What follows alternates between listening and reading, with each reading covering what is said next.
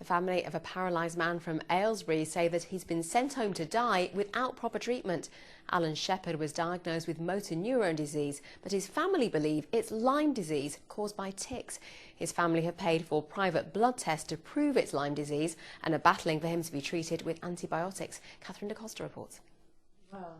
A month after falling into a coma in 2014, Alan Shepherd from Aylesbury was diagnosed with motor neuron disease, a debilitating neurological condition.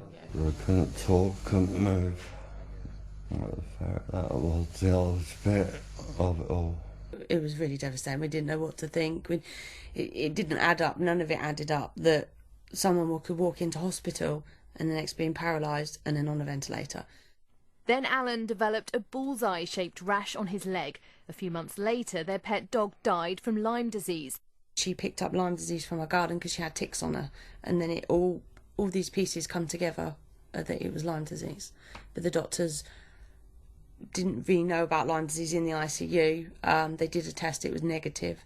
Lyme disease is a bacterial infection passed on from ticks. It can be treated with antibiotics if caught early, but if treatment's delayed or the disease is misdiagnosed, it can lead to serious long-term problems. Simone and her mum spent £2,000 on private blood tests in Germany. The results came back positive for Lyme disease. Alan's doctors agreed to put him on antibiotic treatment for a fortnight. His family says that's when his movements started to return. After they'd seen he was regaining movements, they said, it's all in your head and we won't give you no more treatment. And then they didn't want to talk about it no more. They just said, you've got MMD and that is the end of it. Those in charge of Alan's care said they were unable to comment on his specific case. Instead, they referred us to NHS guidelines, which include that patients with the bullseye rash should be treated with antibiotics and that early treatment is important to prevent the spread of the disease.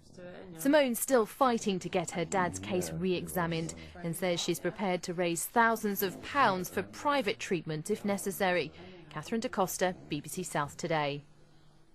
The difficulties of identifying Lyme disease have now been taken up in Parliament, where a working party has been set up to look into the issue. Earlier I spoke to our political editor Peter Henley, who told me about the pressure on the government to make changes. There have been some big campaigns in recent months, including protests outside Parliament, and the government has been taking some action. The Health Secretary's commissioned a university study to pull together all the available evidence. NICE are drawing up guidelines on treatments available, and Public Health England are running regular workshops for medical practitioners so that they can spot the symptoms and know what to do. And a group of MPs has been putting on pressure inside Parliament, including this question at Prime Minister's Questions. Awareness of it amongst the public and GPs is incredibly low. Will my right honourable friend ensure that her government does all that it can to raise its profile and resolve the problems surrounding both diagnosis and treatment? And this was the Prime Minister's reply.